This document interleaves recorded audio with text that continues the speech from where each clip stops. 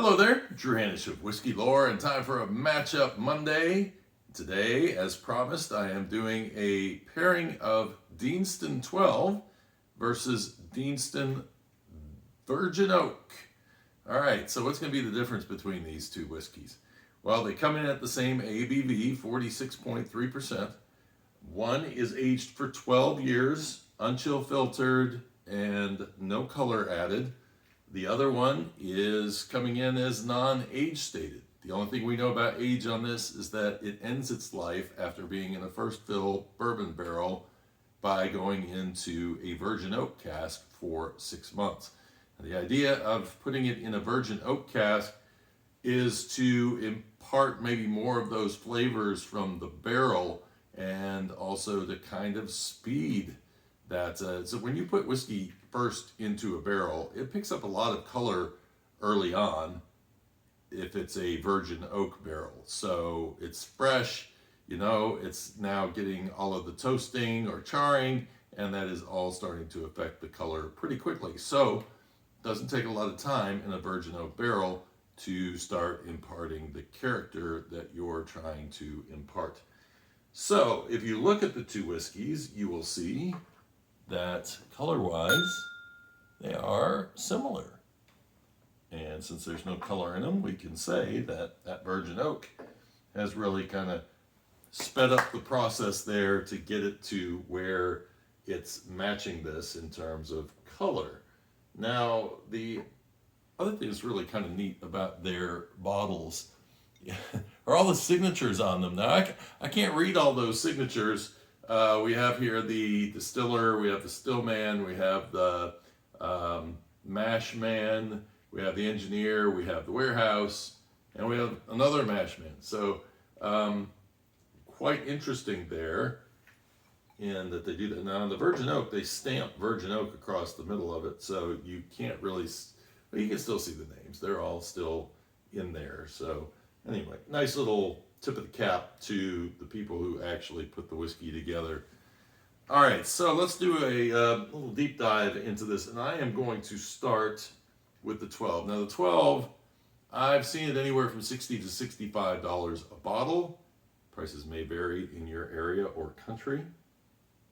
And on the other end, the Deanston Virgin Oak, wow, grain note coming through.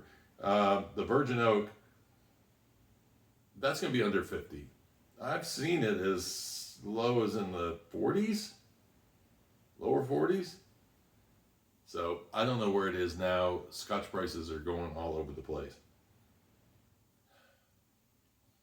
So a lot of grain notes in this. It also has a lot of wood character to it, kind of a fresh, sawdusty kind of note. I get toffee and apple on this. A wee bit of honey coming through on the nose. I'll be honest with you, I picked up something like basil in this. Some kind of a herbally scent, and it reminded me of basil. On this one, the Virgin Oak.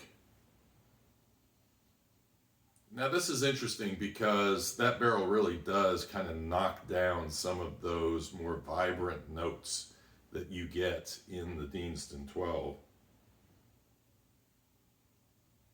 There is almost a little leathery note coming in. I get vanilla and I get caramel. The apple note is there, but it's kind of subdued.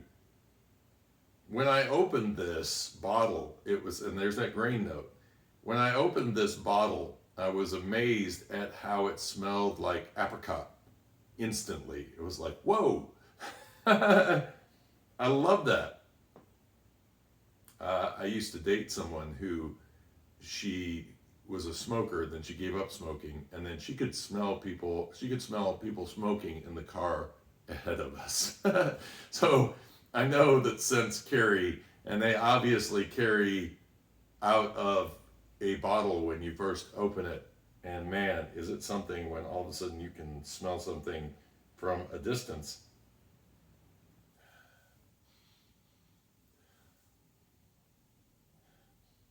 It's taking a lot of sniffing to kind of pull this in because it's very subtle.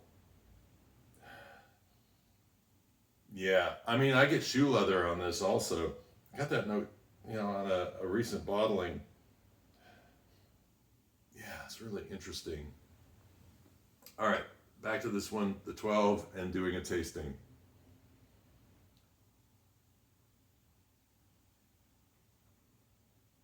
Mm.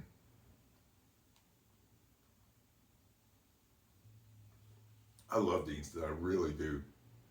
It's so rich and nice apple notes throughout. The gingery note over the top of the palate. And then it carries into this almost candied green apple kind of a flavor towards the end. I get a little honey in there. I don't get as much grain on the palate on this, but it really does. Oh man, it almost stings the palate in a way, that gingery note. It's really nice, and a bit of spice in there, but the apple is what really just kind of hangs in there. There's this nice little bit of sweetness hanging on the palate at the end of that. All right, wouldn't you know, I didn't bring my bottle of water over here, so how to cleanse the palate without some water. All right, here we go. It'll be interesting to see how this actually works when you pile it on top. Actually, I'm smelling something here that I remembered right as I was taking that whiskey up into my mouth, was a little chocolate note that came through. Okay, cheers.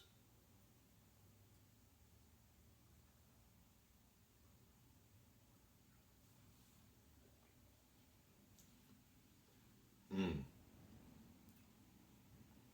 The green apple is there also, but everything is muted. The char comes in at the end. You get some honey, you get a little grain, and then you get some tannins on the palate at the end. I like it. It's a little bit drier, though. That's really the main thing I'm getting out of this, is that virgin oak barrel is giving us a little bit more of a dry sense, and that nice green apple, candied green apple that was on the palate at the end of the Deanston 12 is not here with the virgin oak. The virgin oak still has hints of pepper, ginger, and really the other flavors are kind of gone by this time. So it's just not hanging around as long as it does with the Deanston 12.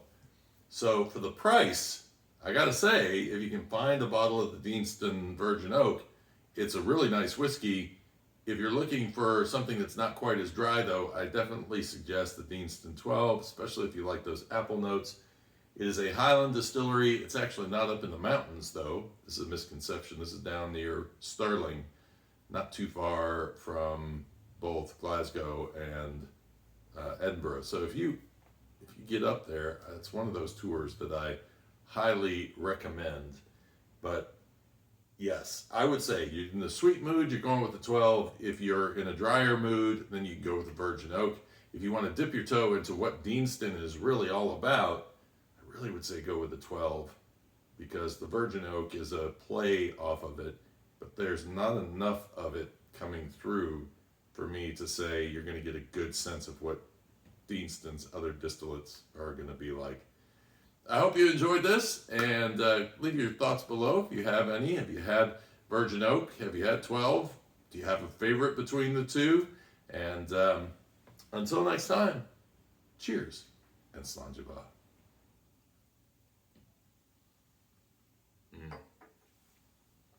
Sweetens the palate right back up. Very nice. Oh, that apple is there. It is definitely there.